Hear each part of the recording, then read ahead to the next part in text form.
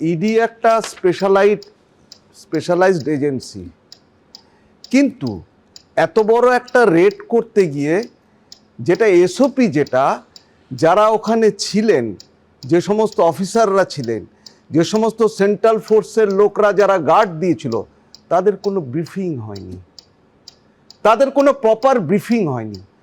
এটা তো সত্য কথা যে ইডি অফিসিয়ালদের জানা উচিত যে পাস্ট রেকর্ড, মাননীয় মুখ্যমন্ত্রীর যে অতীতের রেকর্ড সম্পর্কে তারা ওয়াকিবহাল।